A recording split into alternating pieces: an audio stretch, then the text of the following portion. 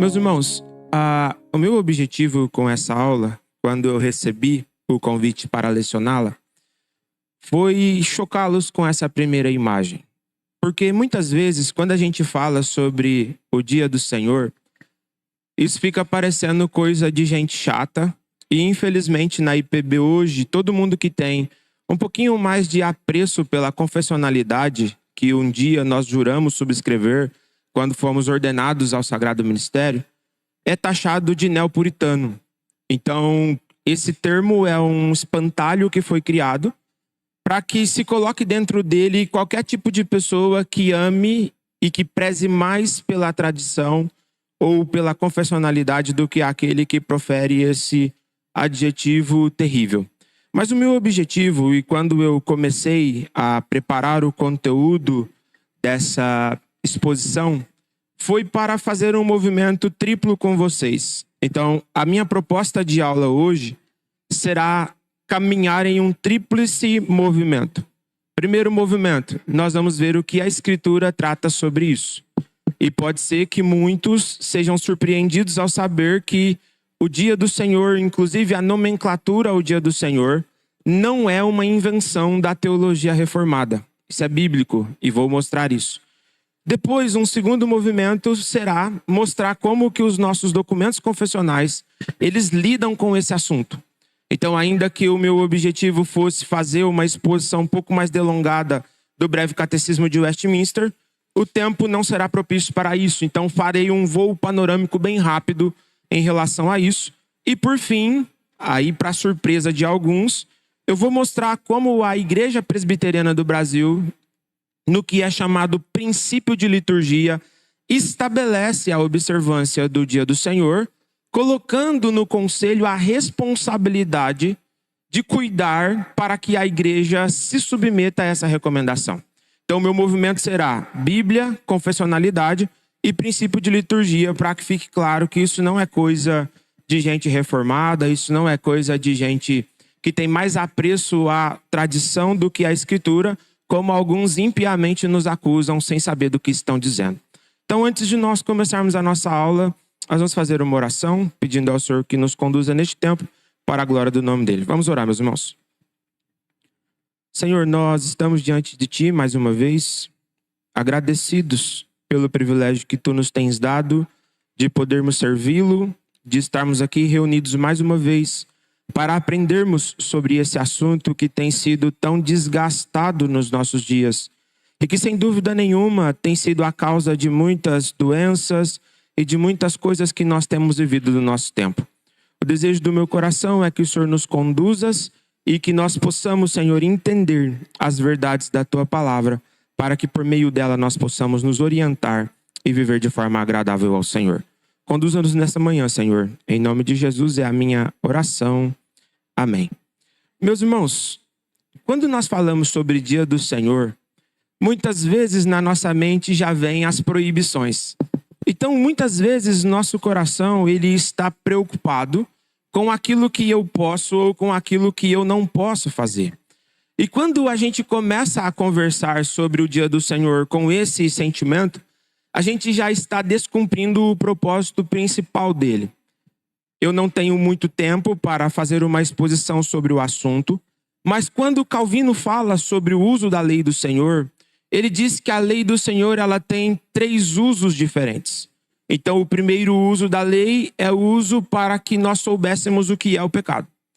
Então, por mais que no nosso tempo hoje, muitas vezes, as pessoas acham que o pecado é algo meramente subjetivo, aquilo que eu gosto não é pecado e o que eu não gosto é pecado, a Bíblia não trata o pecado dessa forma. A Bíblia ela é clara ao descrever em 1 João no capítulo 4 que o pecado ele é a transgressão da lei. E a palavra grega que é usado ali, que foi traduzido por transgressão da lei, é anomia, que traz a ideia de alguém que vive uma vida sem ser orientado pela lei do Senhor. Então Calvino ele entendeu ao examinar a Escritura que a lei do Senhor ela tem 3 propósitos. O primeiro propósito da lei é definir para nós o que é o pecado. Então o pecado é, eu cometo um pecado todas as vezes que eu transgrido a lei. Mas o terceiro uso da lei, e é o uso que eu quero me concentrar aqui, ele foi nos dado não para que nós sejamos salvos por meio da obediência da lei. Porque Jesus Cristo respondeu aos discípulos quando questionavam sobre o jovem rico a respeito de quem é que seria salvo. E então a resposta foi: aos homens isso é impossível. Então ninguém vai ser salvo a partir da forma como vive, obedecendo ou desobedecendo a lei. Mas isso não quer dizer que a lei tenha perdido o seu valor. Porque infelizmente, por influência de um pensamento chamado dispensacionalismo, hoje é comum que nas igrejas se pense assim: não, nós vivemos no chamado tempo da graça, então nós não vivemos mais no tempo da lei. Então se eu não vivo no tempo da lei, então eu não tenho mais lei para conduzir a minha vida. Só que por mais que esse seja um pensamento difundido, esse não é o ideal do que a Escritura propõe. Porque nós temos graça no Antigo Testamento. Por exemplo, quando Adão e Eva pecam, o Senhor responde para ela que ele colocaria inimizade entre as sementes. E a promessa de salvação começa a partir daquele contexto. Quando em Gênesis 3, verso número 15, o Senhor então promete que enviaria um descendente. Então já desde o Antigo Testamento eu tenho graça. E no Novo Testamento eu também tenho lei. Talvez o caso mais clássico que nós conheçamos é o caso de Ananias e Safira, que foram mortos por mentirem ao Senhor. Então essa ideia de um tempo de lei e um tempo de graça, por mais que seja popular, não é bíblico. Nós ainda hoje vivemos de acordo com a lei do Senhor. E a resposta clara disso é que Jesus disse: se tu me amas, guarde os mandamentos. Então eu não vou demonstrar que eu amo o Senhor pulando, gritando, e essas demonstrações eufóricas que a gente vê por aí, mas à medida que eu vou me orientar pela palavra de Deus, que foi dada como um princípio objetivo para que eu regule a minha... Qual que é o meu objetivo hoje? É mostrar para vocês os prejuízos que existem na nossa própria vida quando a gente ignora a palavra do Senhor em relação a este mandamento. Então, qual que é o meu objetivo aqui, meus irmãos? O meu objetivo é trabalhar na restauração do dia do Senhor, olhando pelo princípio do mandamento. Tá? Então, o meu objetivo é mostrar como que a Escritura ela lida com esse assunto. Então, o meu objetivo, e isso precisa ficar claro para vocês, a Bíblia diz que é assim que nós devemos fazer. Ah, mas o fulano, o ciclano, o bertrano, tá. A minha preocupação não está nisso. Eu nunca jurei a fidelidade à opinião de qualquer teólogo quando eu virei ministro da Igreja Presbiteriana do Brasil. Mas o meu compromisso é com a Escritura. Então nós vamos olhar para o que a palavra do Senhor tem a nos dizer sobre isso. Então, a primeira coisa que a gente precisa entender quando a gente fala sobre este assunto, meus irmãos, é que hoje nós vivemos num completo esvaziamento do que significa o dia do Senhor. Então, muitas vezes as pessoas olham para o domingo como o dia da família. Ou então, você provavelmente já ouviu alguém dizer assim: domingo é o dia mundial da preguiça.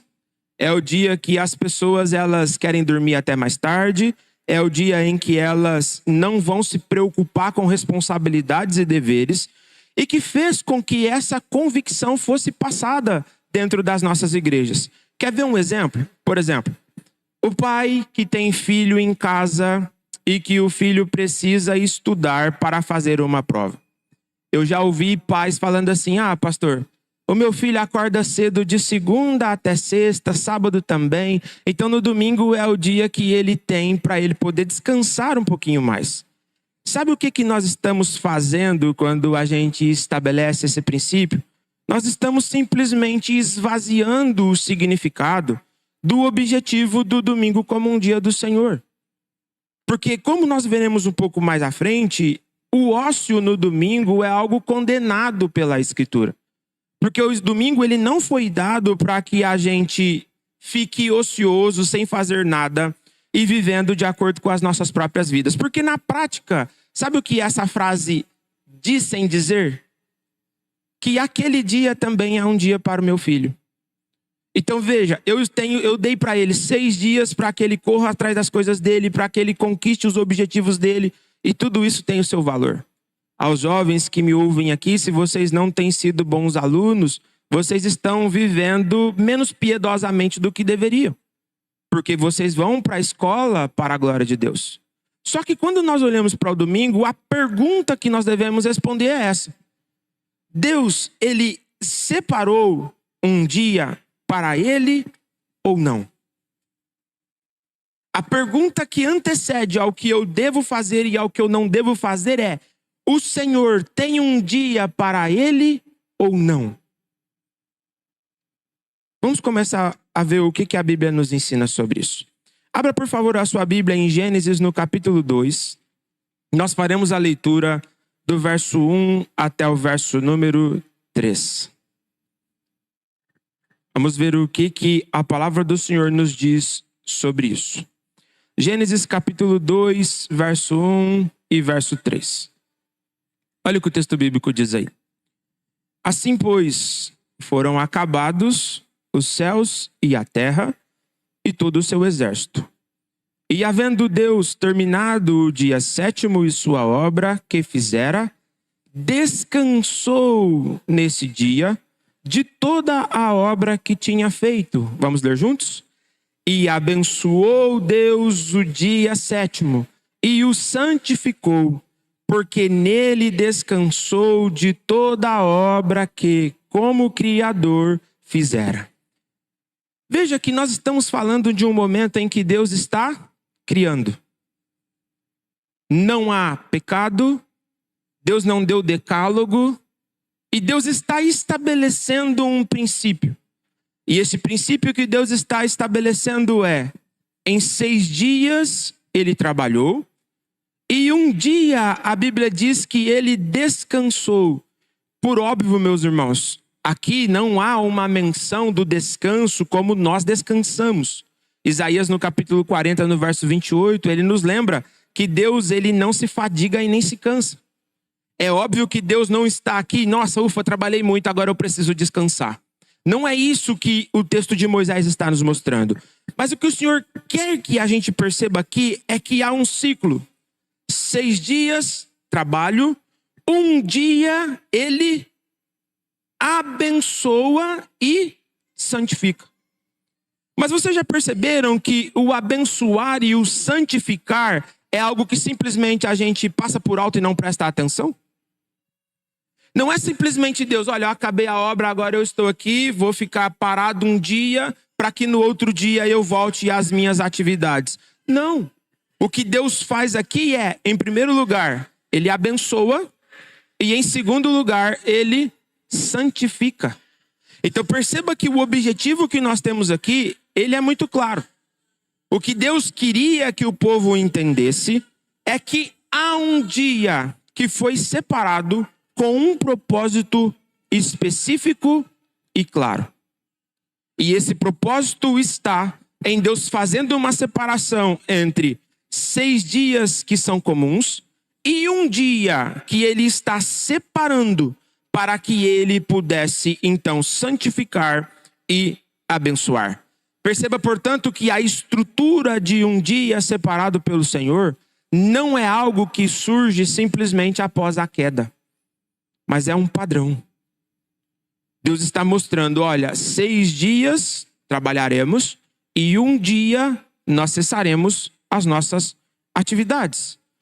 Mas quando o pecado entrou no mundo, meus irmãos, o mundo teve a sua direção mudada.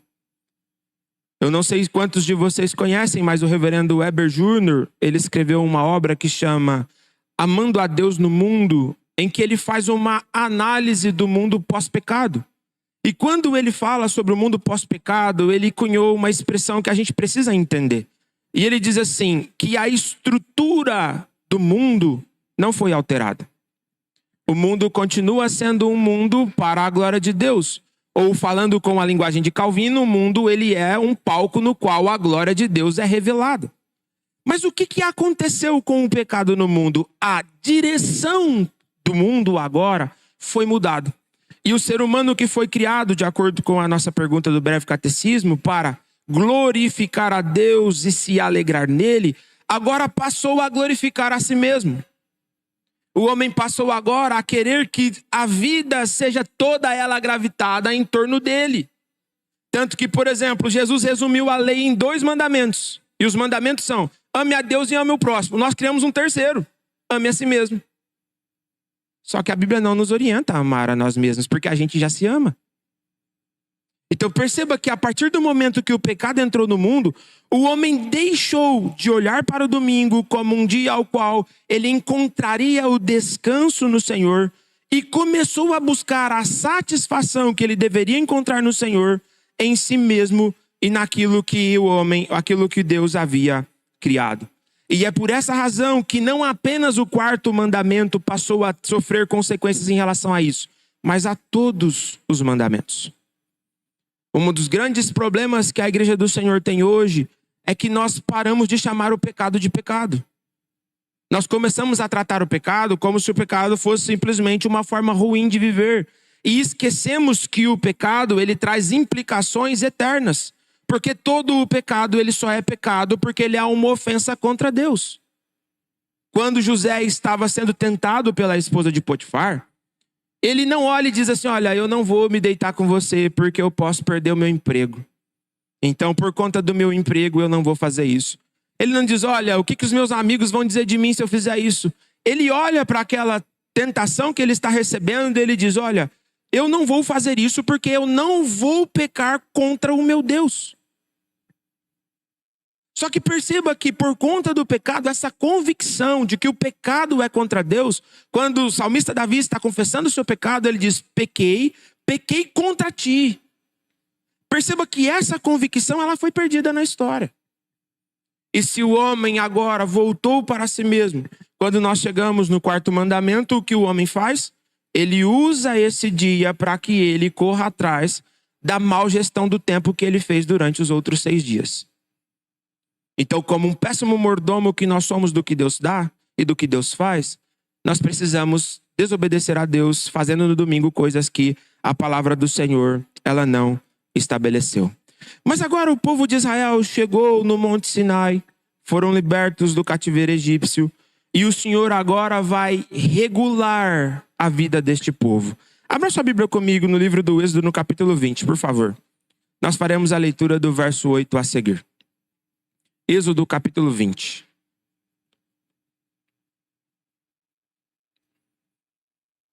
Livro do Êxodo capítulo número 20, verso 8 ao verso 11. Eu gostaria, irmãos, que nós lêssemos juntos essa primeira frase do mandamento, ou o versículo número 8. Vamos juntos? Lembra-te do dia de sábado para o santificar. Somente até aqui. Como que o mandamento começa? Qual que é o primeiro verbo? Qual que é o primeiro verbo? Eu só posso lembrar algo que eu? Moisés está dando algo novo para o povo? Moisés está inventando um mandamento do zero? O que Moisés está fazendo com o povo de Israel? Primeiro mandamento. Moisés está dizendo para o povo: vocês não podem devotar a nenhum outro Deus. Eles estavam habituados há 430 anos a muitos ídolos. Porque no Egito eles tinham um ídolo para cada situação da vida deles. No segundo mandamento, o Senhor regula o culto. O culto que agrada ao Senhor não é o culto que é feito conforme eu quero. É o culto que é feito conforme a recomendação da Escritura. Terceiro mandamento, o Senhor regula a nossa boca quando ele diz que nós não podemos profanar o nome do Senhor e nem os meios pelos quais ele se revela. Mas agora o Senhor vai lidar com o povo no uso do tempo. E ele começa dizendo: lembra-te. Por que Moisés diz para o povo: lembra-te? Porque o povo não estava habituado a obedecer a Deus, santificando um dia para ele. Moisés não está criando uma nova lei. Moisés está apenas recordando. E veja como isso fica claro no restante do mandamento e na regulação que Deus dá. 6 dias trabalharás e farás toda a tua obra. Mas o 7º dia é o sábado do Senhor teu Deus. Não farás nenhum trabalho, nem tu, nem o teu filho, nem a tua filha, nem o teu servo, nem a tua serva, nem o teu animal, nem o forasteiro das tuas portas para dentro. Vamos juntos? Porque em 6 dias fez o Senhor os céus e a terra, o mar e tudo o que neles há. E ao 7º dia descansou. Por isso, o Senhor abençoou o dia de sábado e o... Aonde está a base da argumentação de Moisés? Na criação. Veja que Moisés está dizendo: vocês precisam se lembrar de algo que por conta do pecado vocês se esqueceram. E o que vocês precisam se lembrar é que há um dia que Deus santificou. Há um dia que Deus separou.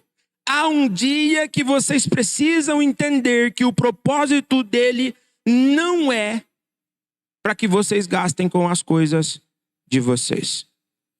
E aqui sim, Moisés está regulando a nossa vida. Ele está orientando, estabelecendo princípios, estabelecendo regras, estabelecendo normas para que, por meio dela, nós possamos conduzir a nossa vida. Então, qual é o padrão que está sendo estabelecido aqui, meus irmãos? 6 dias nós vamos trabalhar. E nós sabemos que há um projeto de lei ímpio aí para tentar reverter isso. 6 dias nós vamos trabalhar, mas um dia não nos pertence. A Escritura ela é muito clara quanto a isso. 6 dias eu corro atrás dos meus objetivos. 6 dias eu corro atrás das minhas coisas. Eu durmo até a hora que eu quiser. Eu durmo até a hora que eu puder. Eu estudo até a hora que eu achar que deve. Mas no domingo não é dia para isso. O texto bíblico, meus irmãos, ele só precisa ser lido. Ele não precisa nem de interpretação. O texto é claro. E veja que Moisés apresenta o porquê disso. E o porquê é: porque esse foi o padrão que Deus estabeleceu na criação. Um dia é o dia santificado ao Senhor. Mas veja que agora, quando a gente olha para a continuidade da Escritura, a gente percebe que já desde o Decálogo, em Deuteronômio no capítulo 5, abra por favor a sua Bíblia, verso 12 até o verso 15, veja que agora Moisés vai introduzir Cristo nessa questão. Deuteronômio capítulo 5, nós faremos a leitura do verso 12 até o verso número 15. Deuteronômio capítulo 5, do verso 12 até o verso número 15. O texto bíblico ele diz assim: olha a ordem que Moisés dá agora. Guarda o dia de sábado para o santificar. Vamos juntos? Como te ordenou o Senhor teu Deus. Veja que agora Moisés está dando um peso legal. Aqui ele diz: isso foi uma ordem. Isso não foi uma sugestão. Isso não foi um conselho. O Senhor ordenou. Verso 14. Mas o 7º dia é o sábado do Senhor teu Deus. Não farás nenhum trabalho, nem tu, nem o teu filho, nem a tua filha, nem o teu servo, nem a tua serva, nem o teu boi, nem o teu jumento, nem animal algum teu, nem o estrangeiro das tuas portas para dentro, para que o teu servo e tua serva descansem como tu. Vamos juntos? Porque te lembrarás que foste servo na terra do Egito, e que o Senhor, teu Deus, te tirou dali com mão poderosa e braço estendido, pelo que o Senhor, teu Deus, te ordenou que guardasses o dia de sábado. Aonde está a base agora dessa ordem de Moisés? Vamos lembrar. O que acontece com os mandamentos? O povo saiu do Egito, está às margens do Monte Sinai. Deus então regulamenta a vida do povo. O povo peregrina 40 anos no deserto, cumprindo o que o Senhor disse que morreria todos aqueles que do Egito saíram. E agora Moisés chega às margens de Canaã e ele vai fazer o Deuteronomos. O nome Deuteronômio é uma junção de 2 palavras gregas que vem da Septuaginta. E o que significa Deuteronomos? Deutero seria segunda ou repetição e nomos, lei. Então o que Moisés está fazendo? Moisés não tinha nada para fazer, ele está repetindo a mesma coisa? Não, queridos. O povo que havia aprendido lá do Monte Sinai havia sido morto. Agora uma nova geração estava ali e Moisés está instruindo eles novamente. Mas por que Moisés agora não vai até a criação? Moisés agora aponta para a redenção. A base agora de Deuteronômio já não é mais que Deus criou. A base de Deuteronômio é que Israel era um povo que estava afundado lá nos seus pecados no Egito. Israel era um povo que estava sendo subjugado, escravo, cativo. E Deus agora ouve o clamor do povo, envia Moisés para Moisés conduzi-los nesse processo de libertação.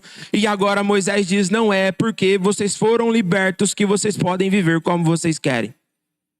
As leis não foram anuladas. E ele volta a estabelecer esse mandamento. Agora ele não fala de lembrar, agora ele dá uma ordem. O Senhor ordenou isso. E ele pode fazer isso por quê?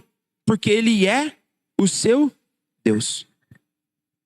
Meus irmãos, veja. Quando a gente entende a nossa redenção, nós precisamos entender que o fato de Cristo ter nos liberto não é para que nós estejamos entregues ao nosso próprio coração. Às vezes a gente vê pessoas que falam assim, não, agora eu pertenço a Cristo e porque eu pertenço a Cristo, então agora ninguém pode me julgar porque só eu posso me julgar e etc, etc.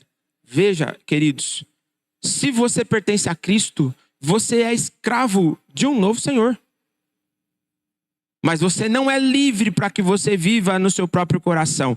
Porque quando você está entregue a si mesmo, você está cumprindo os propósitos daqueles que não entenderam ainda o que é a obra da salvação. Porque a obra da salvação foi um resgate de um povo que estava afundado nos seus pecados, por um Deus que veio socorrer esse povo para fazer desse povo uma nação santa. E é por essa razão que quando a gente chega no Novo Testamento, Jesus se apresenta como o Senhor do sábado. Por que ele chega e se apresenta como o Senhor do sábado? Porque é muito simples. Se a base desse mandamento está na redenção, quem é o Redentor? Quem é? Cristo. Não é que Cristo ele vai anular os mandamentos, como alguns querem dizer. Vamos lá, Mateus capítulo 5, verso 17. Abra sua Bíblia comigo. Mateus capítulo 5, verso 17. Olha o que a palavra do Senhor diz aí. Mateus capítulo 5, verso 17. O texto bíblico ele diz assim: não penseis que vim revogar a lei ou os profetas. Não vim para revogar, vim para cumprir. Aí a pessoa diz, tá vendo, pastor? Se Cristo cumpriu a lei, então eu não preciso mais cumprir. É verdade, querido. Cristo cumpriu a lei no seu lugar, tanto é que você é salvo pela graça somente. Nós não somos romanistas para dizer, olha, para que eu seja salvo, eu preciso de Cristo mais. Porque o doutor Augustus, reverendo Augustus, ele diz que um Cristo que precisa ser complementado é um Cristo que foi suplantado. Se eu preciso de Cristo mais, eu estou dizendo que as palavras de Cristo na cruz está consumado são falsas. O que ele fez para ser salvo, para nós sermos salvos, foi suficiente. É claro que para que eu seja salvo, a base da minha santificação e da minha salvação é o cumprimento que Cristo fez da lei. Mas veja, para aqueles que pensam assim, olha o que o texto continua dizendo, verso 18. Veja, não vou para um outro texto, não vou passear na Bíblia, contexto, irmãos. Olha o verso 18. Porque em verdade vos digo, até que o céu e terra passem, nenhum i ou um tio jamais passará da lei, até que tudo se cumpra. Aquele, pois, que violar um destes mandamentos. Espera aí. Jesus cumpriu a lei ou não cumpriu? Ele cumpriu. Só que agora ele está falando de uma vida de santificação. Ele não está falando que eu tenho que cumprir a lei para que eu seja salvo com base na obediência. Ele está dizendo o que era necessário para a salvação foi cumprido nele. Mas agora ele vai falar sobre pessoas que são maiores ou menores no reino dos céus a partir da forma como vivem.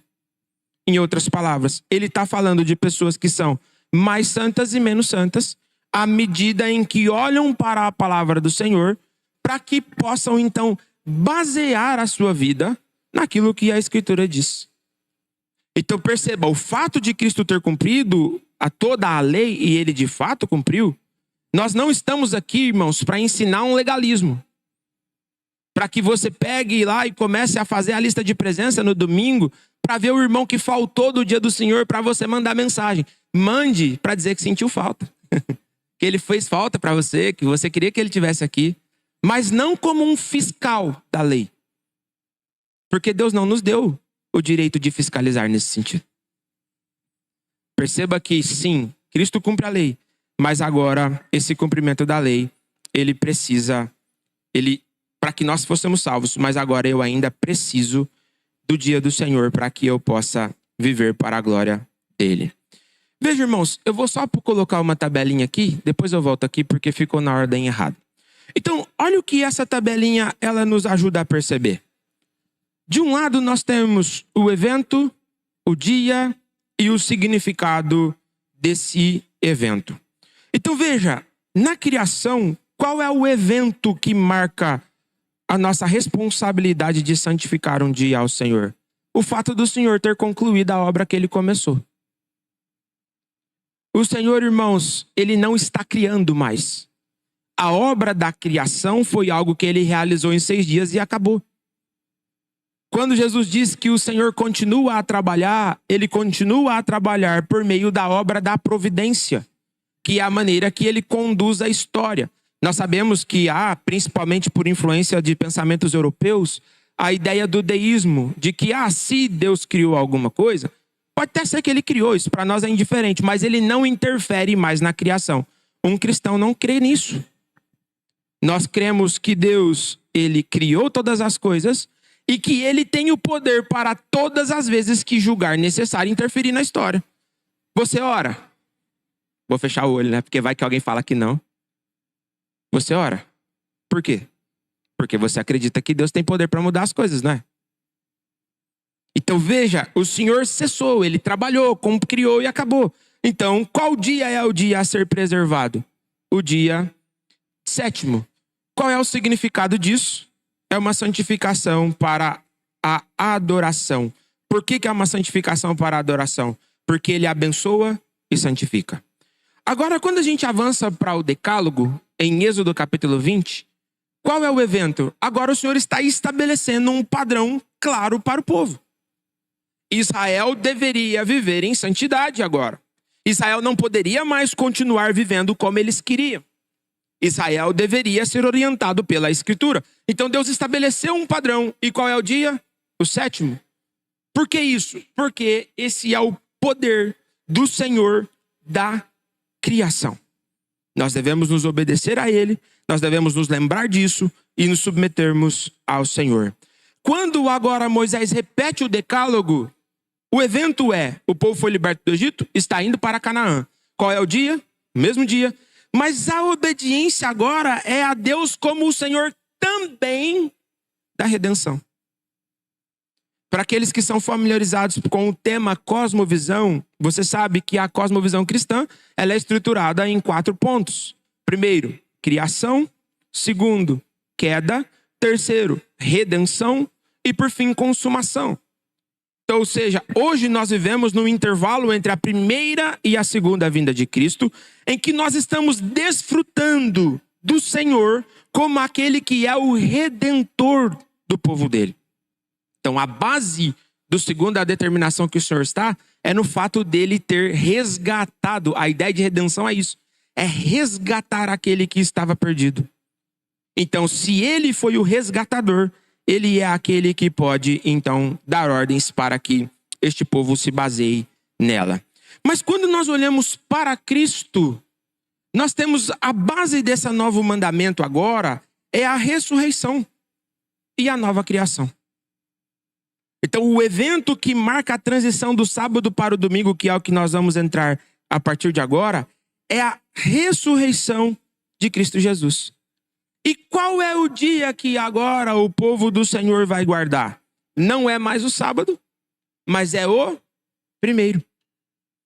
Por isso, meus irmãos, que a agenda de todo cristão começa no domingo. Amanhã é segunda, já é segundo, não é o primeiro. Se você entender que a sua vida depende do Senhor, você começa a se organizar no domingo, não é na segunda. E aqui está o fracasso de muita gente nas suas agendas. Começa pela segunda. E quando eu começo pela segunda e termino no domingo, eu ainda estou acreditando que é pela força do meu braço. Então eu começo planejando o que eu tenho que fazer. Se der tempo, no domingo eu vou lá, ponho uma escola dominical e ponho um culto à noite. Mas se não der, o senhor entende, eu estou correndo atrás. A ordem é diferente. Nós começamos descansando. Nós começamos nos lembrando que se não fosse Cristo, nós estaríamos perdidos e afundados no nosso próprio pecado. Nós estaríamos entregues ao nosso próprio coração. Se não fosse Cristo, não haveria esperança para nenhum de nós. E se Ele é Senhor da minha vida, então Ele vai orientar o meu coração, porque eu não vou viver atrás de ídolos. Tudo que eu fizer, como Paulo diz em 1 Coríntios 10, 31, quer comais, quer bebais antes, ou façais qualquer coisa antes, façais tudo para a glória de Deus. Se eu vou para o meu trabalho, eu vou por quê? Para a glória de Deus. Quando eu chego na minha casa, no meu relacionamento com a minha família, eu estou ali por causa do quê? Para a glória de Deus. Nos meus relacionamentos pessoais, eu estou ali por quê? Para a glória de Deus. Então perceba que eu começo a minha semana reconhecendo que eu vivo para a glória de Deus. Eu separo um tempo para o culto para a glória de Deus. Segundo mandamento. Terceiro mandamento, eu não vou fazer piadas com os meios pelos quais Deus se revela, mas eu também vou deixar que Deus seja aquele que conduza a minha agenda. Eu começo descansando, me lembrando. Se eu tenho um trabalho, é porque o Senhor me deu a condição de trabalhar. Se eu tenho alimento, é porque o Senhor colocou alimento em minha mesa. E qualquer coisa que aconteça durante o dia, acontece porque o Senhor, Ele permitiu. Vamos olhar para alguns versículos da Escritura do Novo Testamento, para que a gente veja como que esse padrão, ele foi mudado a partir do Novo Testamento. Atos dos Apóstolos, capítulo 20, verso número 7. Vamos lá, meus irmãos. Agora a igreja está reunida. Agora os cristãos já haviam sido chamados de cristãos, já haviam sido perseguidos e espalhados pelo mundo, e agora a igreja vai se reunir. Atos 20, versículo número 7. Vamos ler juntos? No primeiro dia da semana, estando nós reunidos com o fim de partir o pão, Paulo... Tá bom somente até aqui, suficiente. Qual é o dia que a igreja está reunida, irmãos? Primeiro dia da semana. 1 Coríntios capítulo 16 e verso 2, por favor. 1 Coríntios capítulo 16, versículo número 2. Vamos juntos mais uma vez? No primeiro dia da semana, cada um de vós põe a parte... Tá bom, tá aqui. Paulo está falando sobre o recolher ofertas. Qual era o dia? Primeiro dia. Agora João está lá em Apocalipse. Vamos lá? Apocalipse 1, verso 10. Vamos lá para Apocalipse. Apocalipse, capítulo número 1, versículo número 10.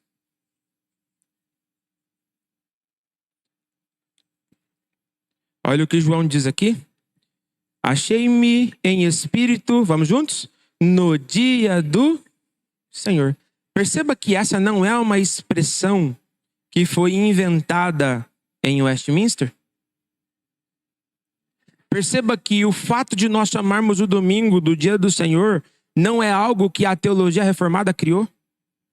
Até a nomenclatura dia do Senhor é bíblico. Por isso que a minha primeira imagem ela foi provocativa. De um lado estava churrasco lá e toda aquela coisa, e do outro lado o culto. E a pergunta é, de quem é o dia? Se a gente for fiel ao texto, ele é de quem, irmãos? Do Senhor. Não é nosso. Então, é tão interessante que daqui a pouquinho nós vamos entrar em como o catecismo lida com esse assunto, mas nós precisamos, enquanto igreja, entender que houve uma transição. Porque o marco das nossas vidas hoje é Cristo. Hoje o mundo ele está estruturado a partir de Cristo.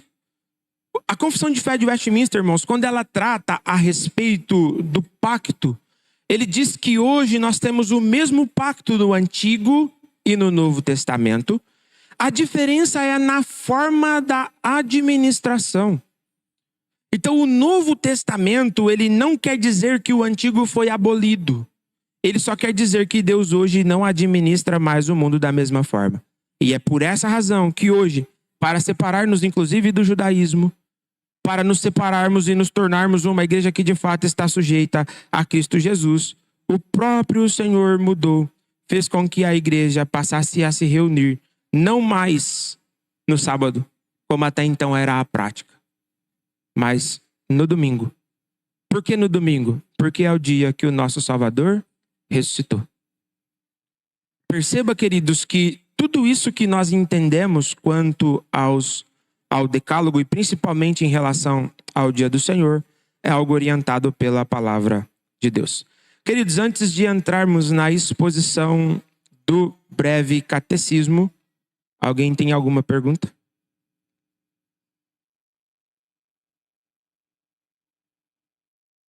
Avancemos? Então vamos avançar? Meus irmãos, deixa eu só fazer uma exposição bem breve do catecismo. Eu tenho um canal, não sei quantos de vocês sabem, que chama Revendo Meus Conceitos, está no YouTube. E ali eu tenho um vídeo em que eu faço uma exposição um pouco maior sobre o que é o breve catecismo. Depois os irmãos podem assistir com calma, para que a gente não perca o foco. Mas o que é o breve catecismo? Ao contrário do que a gente pensa, irmãos, quando Lutero ele desafia a seita maldita de Roma, ele o faz porque aquela sinagoga de Satanás havia se perdido. Ali eles haviam abandonado a verdade e haviam entulhado a igreja com um monte de coisas que distanciavam a igreja do Senhor da verdade de Deus. E o que acontece? Nós, às vezes, pensamos que Lutero ele foi o único responsável pela reforma protestante. E esse pensamento está equivocado. Por exemplo, você olha para o jogo... Quem já jogou Assassin's Creed 2 aqui? Alguém jogou? Você tem uma cena que Girolamo Savonarola está sendo queimado na fogueira. Quem foi Savonarola? Pré-reformador. Você olha para a história de John Huss. Nós conhecemos a história dele. Ele foi um pré-reformador. A gente olha para a história, por exemplo, de John Wycliffe, foi o primeiro responsável pela tradução da Bíblia para o inglês. Foi um pré-reformador. Todos esses homens estavam lutando contra os desvios de Roma, até que Lutero, ele desafiando Roma, ele queima as bulas papais, e a gente já sabe o que ele diz na Dieta de Worms de 1521. Que ele não estaria pronto para retratar aquilo que ele havia ensinado, porque não era seguro ir contra a consciência. E a menos que ele fosse convencido pela Escritura, ele não retrataria. Isso na Europa, irmãos, foi um estrondo. Porque não foi só Lutero que desafiou Roma. A partir de Lutero, você tem as igrejas surgindo ou expandindo nos Países Baixos, com os pré-reformadores e, consequentemente, aqueles que ali estavam. Você tem, nesse mesmo tempo, a fé reformada chegando na Suíça, com Zwinglio, que é o reformador da primeira geração suíço. Lutero é de segundo, Calvino é de segundo. Você tem vários reformadores levantando e surge uma pergunta que deveria nortear a nossa preocupação. E a pergunta é: o que é uma verdadeira igreja? Qual igreja eu devo congregar ou não? O que eu devo crer, o que eu não devo crer? Então, nesse tempo, principalmente no período posterior a Lutero, surgiu um movimento na história que é chamado de pós-reforma. Onde esse pós-reforma ele é dividido em intervalos menores, e a grande preocupação do chamado pós-reforma é a sistematização da fé. E a pergunta é: o que uma igreja precisa crer para que ela seja considerada uma igreja ou não? Então, várias confissões reformadas surgiram nesse tempo. Então, nós podemos citar, por exemplo, vou citar as mais conhecidas, as do continente, que são as 3 formas de unidade da igreja: Confissão Belga, Catecismo de Heidelberg e os Cânones de Dort. E as chamadas Confissões da Ilha, que são os documentos de Westminster, surgidos e criados em 1647. Cuidado com os seus professores de história. principalmente se ele for meio canhoto, porque ele tem uma visão do que foi a teologia reformada, e principalmente do momento do movimento puritano, que não condiz com a realidade. Ele está mentindo para você sobre quem foram os puritanos. Se você quiser saber de fato o que foi o movimento puritano, vá direto às fontes, leia os puritanos. Não fique lendo a citação do fulano, que citou fulano, que está cada vez mais distante do original. Vá ler os puritanos. Leia John Owen, leia os próprios documentos confessionais, e você vai ter então uma visão verdadeira do que foi o movimento puritano. E o puritanismo se reuniu num parlamento lá em 1640, a partir de 1640 e alguma coisa, para que eles dessem para a igreja da Inglaterra, que não começou por uma motivação santa, o que essa igreja deveria crer. E então, depois de mais de 1151 reuniões em plenário, eles então escreveram esses documentos, que são 5 na verdade. Nós seguimos 3 no Brasil, que é a Confissão de Fé de Westminster, o Catecismo Maior de Westminster e o Breve Catecismo de Westminster. Então o Breve Catecismo de Westminster, ele foi publicado em 1647. E quando você pega o seu manual presbiteriano, lá no começo da nossa Constituição, é dito que nós nos submetemos, ou que nós subscrevemos esses documentos. É dito que nós cremos e aceitamos esses documentos não como um substituto da Escritura, não para ser colocado no lugar da palavra de Deus, mas para servir como um sistematizador da nossa fé.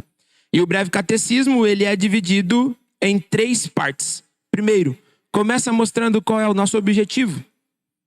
Essa pergunta número 1, né? Todo pastor presbiteriano brinca com isso. É a única que os presbiterianos conhecem, né? O fim principal do homem é glorificar a Deus e alegrar-se nele para sempre. Essa todo mundo sabe. Mas a pergunta número 2, a gente deveria saber, sabe por quê? Porque depois que Deus diz que esse é o nosso objetivo, ele diz, Deus nos deu uma regra. Pergunta 2 diz assim, que regra Deus nos deu para nos orientar na maneira de o glorificar e gozar? Então, opa, eu glorifico a Deus como eu quero? Não. Deus deu regra para isso. E a regra, o catecismo responde que é a Escritura que se acha no Antigo e Novo Testamento. E é interessante que o catecismo ainda diz assim, é a nossa única regra de fé e prática. Às vezes a gente vê algumas críticas que a gente recebe de pastores que não têm tanto apreço pela confessionalidade e que ignora a segunda pergunta do Breve Catecismo. Porque o catecismo diz expressamente que a regra que nos orienta é a Escritura. Não são os documentos de Westminster. Os documentos de Westminster, eles estão escritos para nos auxiliar no entendimento do que é o que a gente crê. Então, pergunta 2 e 3, o que é a Bíblia? Pergunta 3 até a pergunta 37, o que o homem deve crer acerca de Deus? Pergunta 3 do catecismo. E da pergunta número 39 à pergunta 107, como o homem deve crer? Então, a partir da pergunta 40, eles começam uma exposição do Decálogo. E eu não tenho tempo para fazer a exposição de todas as perguntas do Breve Catecismo, mas esse quadro nos ajuda a perceber como é que eu devo lidar com o dia do Senhor. Em primeiro lugar, eles simplesmente repetem na pergunta número 57 o mandamento. Então eles vão mostrar, olha, Deus nos deu uma ordem. E a ordem é, lembra-te do dia de sábado para o santificar. Pergunta número 58. Agora eles começam a falar para a gente qual é o requisito que nós temos para que nós possamos então guardar esse dia. E o catecismo então diz, na pergunta número 60, que esse dia deve ser guardado. Vou ler a resposta da pergunta na íntegra. O dia do Senhor deve ser santificado por primeiro, santo repouso, todo aquele dia, mesmo das ocupações e recreações temporais que são lícitas em outros dias, empregando-se todo o tempo em exercícios públicos e particulares de adoração a Deus, exceto o tempo necessário para obras de necessidade e misericórdia. Para que é o domingo, irmãos? O domingo é para que, em primeiro lugar, eu descanse. Sabe por que nós estamos vendo tantas pessoas sofrendo? Nós temos nomes bonitos para pecado, né? Burnout. Estafa mental. Sabe por que a gente sofre esse tipo de coisa, irmãos? Porque a gente negligencia o descanso.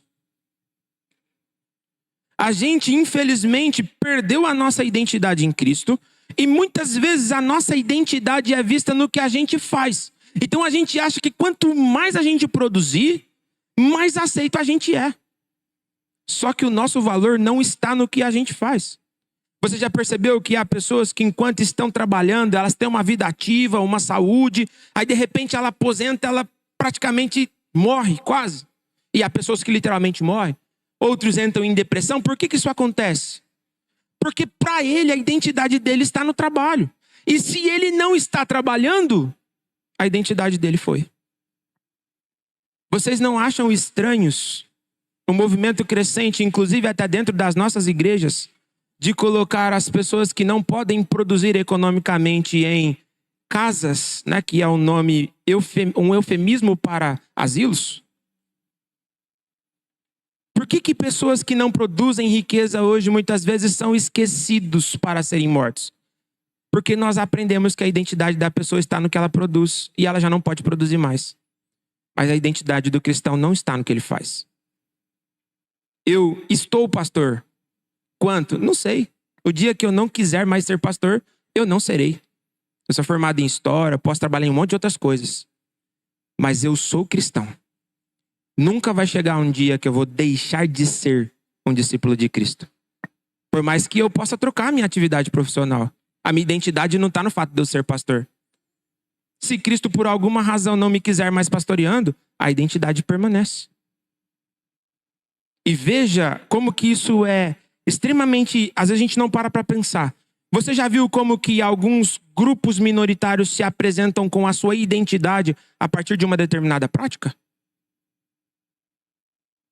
O que a gente precisa entender, irmãos, que nós não podemos cair nessas armadilhas de pensar que a nossa identidade está no que a gente faz ou no grupo que a gente participa. A nossa identidade deve estar em Cristo. Então, Cristo, na palavra dele, nos diz que para os dele, o Senhor dá enquanto dorme. Isso é o que a gente precisa lembrar. Se eu não descanso, é igual uma pilha. Aos poucos a minha pilha vai abaixando. Aí o que eu faço? Tomo rebite, tomo aquelas coiseiras todas para melhorar a minha produtividade. Quando na verdade o que eu precisava? De um santo descanso. Querido, se você não consegue fazer isso de segunda até sábado, o domingo é um presente do Senhor para isso. Pastor, a minha vida ela é muito corrida, eu não consigo fazer um culto todos os dias com a minha família. Se os homens fazem assim, estão pecando. Vocês são os primeiros sacerdotes da sua casa. Mas vamos pensar que você não consegue fazer isso durante toda a semana.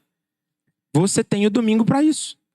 Sente a sua família ao redor da sua mesa, faça um culto com a sua família. Esse é o propósito do domingo. É um descanso de coisas que nos outros dias eles não são proibidos em si. Tem algum problema de eu jogar bola? Não. Tem algum problema de acompanhar futebol? Depende do time que você torce. Mas não coloque o seu coração em Grenal, em que quer que seja. Porque o domingo, o que deve nortear o nosso coração é o que o salmista diz. Alegrei-me. Vamos juntos? Quando me disseram? A gente sabe, mas a gente se alegra de verdade? A gente sabe disso. Lá na segunda igreja, eu sei que nem todo mundo se alegra, porque às vezes chega na hora de cantar, você tá lá, né? Vocês estão lá. Uma má vontade, né, Ariane? As irmãs de louvor aí que sofrem com isso, né? O propósito do domingo, meus irmãos, é para isso. É para que eu, talvez na minha agenda, não consiga parar. Mas Deus me deu um dia para que eu pare. E se você não parar, pode ser que Deus te pare. Quanto tempo Israel ficou no cativeiro babilônico? Quem sabe? 70 anos. Por que 70 anos, irmãos?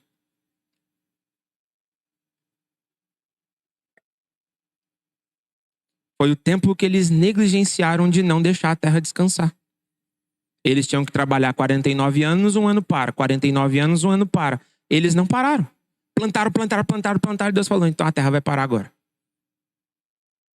Às vezes é assim. A gente não para, trabalha. Aí a gente pensa que o nosso corpo é como uma máquina, né? Porque o carro é assim, você anda com ele milhares de quilômetros, a peça quebrou, você troca a peça e põe outra e vida que segue. A gente não tem peça para trocar. Ou a gente para e entende que a nossa produtividade depende do nosso descanso, ou pode ser que Deus nos pare. E não adianta, irmãos, a gente achar nome bonito para quem é idólatra de serviço. Pastor, eu sou workaholic. Não, você é um amante do trabalho. É um ídolo para você. Você não foi feito para o trabalho, você foi feito para a glória de Deus. E se você não orientar os seus desejos, você quebra o primeiro mandamento. Perceba? Então, quando a gente olha para esse domingo, é para que eu guarde, para que eu me preocupe com aquilo que pertence ao Senhor. É o dia que eu vou cuidar da minha casa. Ah, tem um irmão que eu não tenho tempo de visitar, ele está hospitalizado, vou visitá-lo. Ou então vou chamar uma família para almoçar comigo na minha casa. O domingo é para isso, irmãos. É para que a gente tire um pouquinho os olhos do nosso próprio umbigo, levante a cabeça para ver que tem muita gente ao nosso lado. E às vezes precisando da gente. E para a gente levantar ainda um pouquinho mais o rosto e lembrar que quem dá sentido para o que está debaixo do sol é quem está lá em cima. Esse foi o propósito do domingo. E apresenta também na pergunta 62 a razão disso. Deus, ele é generoso. Ele poderia exigir que nós guardássemos 7 dias. Mas ele nos pediu um só para ele. E por fim, há uma restrição, que é a proibição do ócio. Domingo não é dia para maratonar Netflix. Domingo não é dia para ficar na cama até mais tarde. Domingo é dia do Senhor. É para Ele. É a Ele que nós temos que cuidar esse dia. Aí você pode dizer, pastor, eu não concordo com Westminster, esse negócio está lá em 1647, eu sou moderno, e como todo bom moderno, eu tenho desprezo pela minha tradição. Tudo bem, você pode até não subscrever o Westminster, mas você é presbiteriano? Se você for presbiteriano, olha que boa notícia que eu tenho para te dar. Olha o que o nosso manual presbiteriano diz sobre isso, artigo 1º, abrindo os princípios de liturgia. É dever de todos os homens lembrar-se do dia do Senhor. Entre parênteses, domingo. Continuando a leitura. E preparar-se com antecedência para aguardá-lo. Todos os negócios temporais devem ser postos de parte e ordenados de tal sorte que não os impeçam de santificar o domingo pelo modo requerido nas Escrituras. Ou seja, o domingo começa no sábado. Não começa no domingo.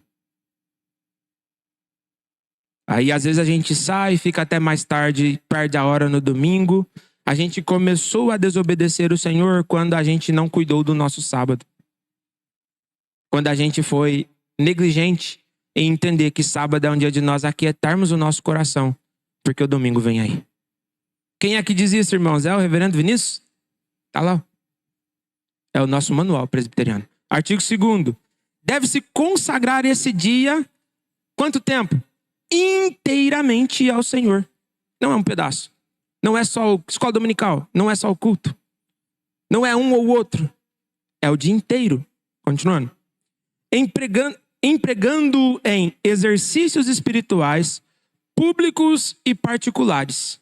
É necessário, portanto, que haja em todo esse dia santo repouso de todos os trabalhos que não sejam de absoluta necessidade, habitação de todas as recreações e outras coisas que lícitas em outros dias são impróprias no dia do Senhor.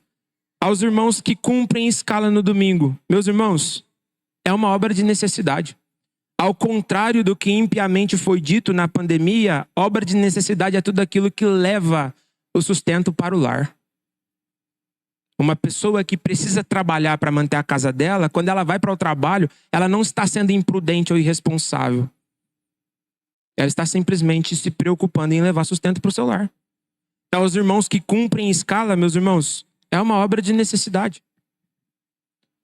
É preferível, caso seja possível, que você troque de um trabalho para que você não precise. Mas vamos pensar que você é um profissional da área de saúde ou qualquer outra área que depende de trabalhar no sábado.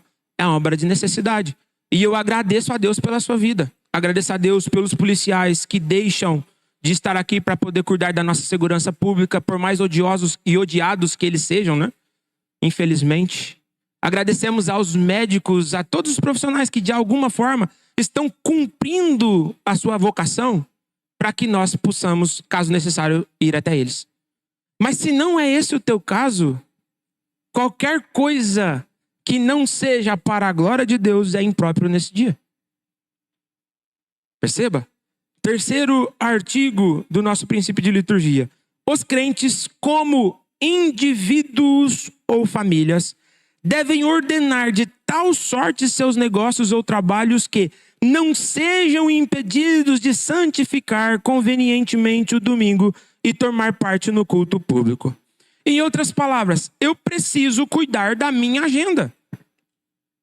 Se não está cabendo de segunda a sábado, está fazendo coisa demais.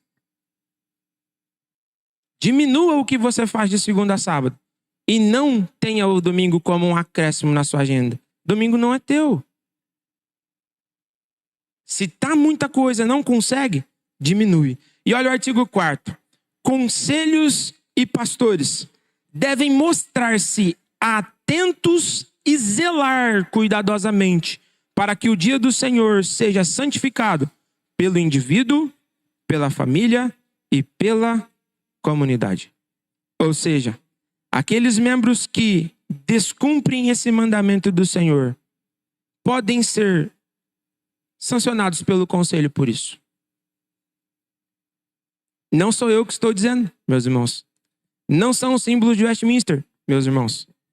É o nosso princípio de liturgia. Perceba? Quando a gente olha para aquilo que a palavra do Senhor diz em relação a isso, a gente percebe uma tríade. Primeiro, o mandamento do Senhor, que me obriga a me submeter à palavra do Senhor. E isso desde a criação. Passando pela nossa teologia confessional, os nossos documentos sistematizam assim. E isso vai para a nossa prática litúrgica. Eu preciso entender que o domingo não me pertence. Então, um bom filtro que a gente tem para olhar aí é: o que é que eu devo fazer no domingo? A pergunta é muito simples. Primeiro, eu posso fazer isso em outro dia? Dá para que eu faça em outro momento? E segundo, é para a glória de Deus isso? A gente gosta de complicar, mas é bem simples. Se eu posso fazer num outro dia, faça no outro dia. E se não for para a glória de Deus, não faça dia nenhum. Não é em outro dia. Tá? Não faça dia nenhum. É assim que a Escritura nos orienta quanto à forma como a gente deve lidar com isso. Sabe por quê, meus irmãos? Eu vou pular alguns slides aqui por conta do nosso tempo. Sabe por que isso, meus irmãos? Porque a nossa semana ela precisa orbitar dessa forma.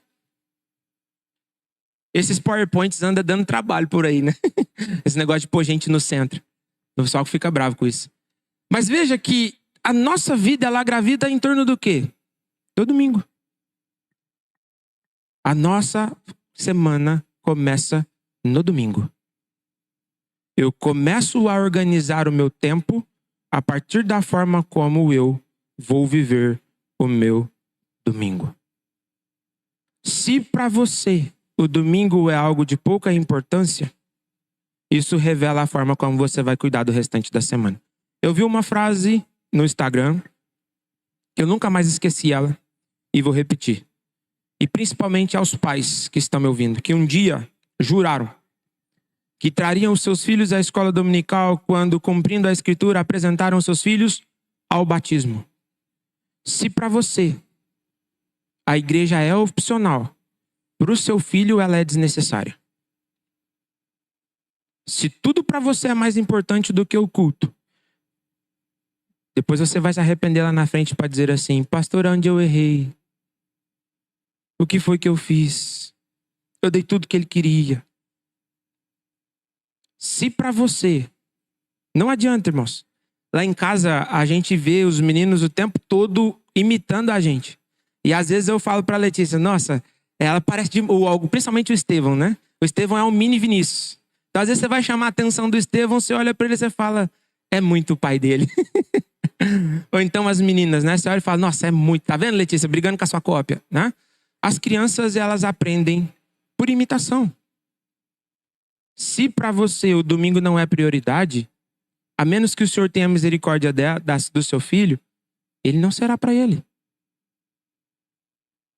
Você pode ignorar tudo isso e não tem problema nenhum, mas as consequências de ignorar isso, você mesmo que vai sofrer. Comece as coisas de forma organizada e comece pelo domingo. Quando você for sentar para fazer o seu planejamento semanal, comece no domingo. Por fim, então como é que eu devo guardar o dia do Senhor? Em primeiro lugar, reorganize a sua semana. Se não cabe de segunda a sábado, tem coisa demais, irmãos. Diminui essa quantidade de coisas que você está fazendo. Domingo não é dia de você começar um projeto da sua empresa que você tem em mente, ou de entregar um trabalho, ou você se preparar para uma prova. Domingo não é dia para isso. Reorganize, reestruture a sua semana e comece pelo princípio. Comece de fato por aquilo que tem valor. Segundo, viva à luz do domingo. Eu creio que essa é uma prática que o reverendo Osias também deve enfrentar na vida dele. Mas geralmente a gente prega no domingo, o nosso gabinete na segunda vem relacionado àquilo que a igreja ouviu. E sabe qual que é a diferença do aconselhamento bíblico para o sermão? Essa foi a tese da minha monografia no JMC. Nós, enquanto pastores, nós exercemos o nosso ministério de duas formas. Primeiro, nós exercemos o ministério da palavra de forma pública, como eu estou fazendo aqui, como o reverendo Osias o faz, pregando, ensinando. E nós exercemos o ministério da palavra de forma privada. O que isso quer dizer? Que todas as vezes que uma pessoa entra dentro do meu gabinete, ela não está ali para ouvir o que eu penso, o que eu acho, o que eu gosto, o que eu fiz. Todas as vezes que a pessoa vai até o gabinete é para que eu pegue o meu sermão de domingo à noite e explique e eu exponha aquilo para a vida dela, de uma forma em que aquilo faça sentido. Porque pregando, irmãos, nós sabemos que aqui tem vários olhares e tem um monte de gente que está com um monte de pergunta, não vai fazer porque tem vergonha, às vezes não entendeu bem. Mas o gabinete pastoral é para isso. É o momento em que você vai lá, vai tomar um café com o pastor e vai dizer, pastor, olha, não entendi muito bem o que o senhor disse ali, me ajuda.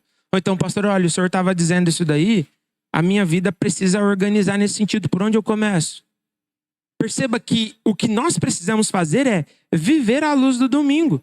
Sabe por quê? Porque Jesus fala sobre tipos de solo em que a semente foi lançada e que elas não produziram resultado. E o primeiro deles é o que cai aonde? À beira do caminho. Qual é o tipo de coração representado pela beira do caminho, irmãos? Um coração indiferente. Ouve, ouve, ouve, ouve e ouve de novo e ouve outra vez. Mas você olha para a vida da pessoa e você percebe que está tudo indiferente ao que está ouvindo. Outro tipo de semente é aquela semente que cai em meio a espinhos. E é tão interessante aquela expressão espinhos, que Lucas ele usa a palavra que na Septuaginta, ela foi ligada a Gênesis 3,18, quando a terra está sendo amaldiçoada pelo pecado.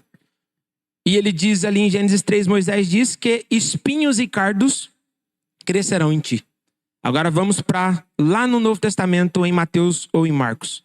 Quando Jesus está contando essa parábola, ele está dizendo que um coração caído produz coisas de uma cultura caída. Convide alguém para ir a um churrasco e você terá dificuldade de comprar carne. Mas convide alguém para vir ao culto. Se o coração não for preparado, para que aquela semente que será ouvida possa produzir frutos, aquele coração jamais vai germinar. São pessoas, tradição de Jesus, os espinhos são o quê? Os cuidados com o mundo, sedução da riqueza. É o Senhor quem diz, nem sou eu. Mas Jesus ainda fala de um outro tipo de solo, que são aqueles que caem no meio das pedras. Não tem profundidade, o vento vem, sol bateu, matou. Irmãos, essa é uma das tristezas de pastorear. Porque às vezes a pessoa vem, você olha para a vida dela, ela ontem não existia, hoje ela está em tudo, faz tudo, não falta de nada. Aí você fala, rapaz, acho que Deus respondeu a minha oração, mandou alguém para nos ajudar. Daqui a pouco, cadê o fulano? Cadê o fulano? Para onde foi o fulano? Do jeito que ele veio, ele foi. Porque é um coração que não encontrou profundidade. Agora, se você quer que a sua vida seja diferente, viva à luz do que você está ouvindo aqui. Ao chegar na sua casa, comece a se orientar, tendo o dia do Senhor como ponto de partida dela. Isso vai ser automático? Não. Mas aos poucos as coisas vão mudando. Terceiro, use o domingo para a glória de Deus. Cuide do domingo para que você não o torne um dia ocioso. Mas santifique o domingo verdadeiramente. E por fim, obedeça ao Senhor. O Senhor te criou. O Senhor te resgatou. E o Senhor sabe que você não é uma máquina. Se você quiser negligenciar isso, negligencie. Os prejuízos serão teus. A palavra do Senhor ela é muito clara quanto ao que nós vimos. E eu termino lembrando. Meu movimento com vocês foi: a Bíblia ensina, os nossos documentos subscrevem e o nosso princípio de liturgia, ele determina que assim seja feito. Isso não é coisa de teólogo reformado, isso não é coisa só de presbiteriano. Isso é coisa de quem ama a Bíblia, de quem é confessional e de quem é presbiteriano. Meus irmãos, eu posso fazer uma oração, reverendo Aziz? Posso? Vamos fazer uma oração para a gente encerrar esse tempo? Senhor Deus, eu te agradeço por tudo que o Senhor tem nos dado a oportunidade de aprendermos. Nós sabemos, Santo Deus, que desde o pecado nós voltamos os olhos para os nossos próprios umbigos. E desde lá, todo o nosso tempo tem sido usado para a nossa própria glória. E muitas vezes nós até concorremos com o Senhor pela glória das nossas vidas. Mas eu te peço, Senhor, que o Senhor, a partir do que ouvimos, nos ajude a olharmos para o domingo como um dia que não nos pertence. A olharmos para um domingo como um dia que é do Senhor. Para que nós, Santo Deus, possamos cada vez mais santificarmos ao Senhor este dia. Nos ajude, Senhor, a não negligenciar, seja por meio das muitas atividades ou por meio do ócio. Nos ajude, Senhor, a estarmos ansiosos quanto ao domingo para ouvirmos a Tua doce voz, que continua a falar conosco todas as vezes que a palavra do Senhor é pregada. Que o domingo, Senhor, não seja um adendo à nossa agenda, mas seja o principal dia da semana. Para que, a partir daquilo que nós ouvimos, orientados pelo reverendo Uzias e por todos aqueles que pregam nesta tribuna, nós possamos cada vez mais viver de forma que lhe seja agradável. Que o Senhor nos ajude a ouvir e a refletir em tudo que ouvimos. Que o Senhor nos ajude a pensar em tudo no que ouvimos aqui. Mas, acima de tudo, que o Senhor não nos deixe negligentes, como Tiago nos condena, mas que o Senhor nos torne praticantes daquilo que nós ouvimos.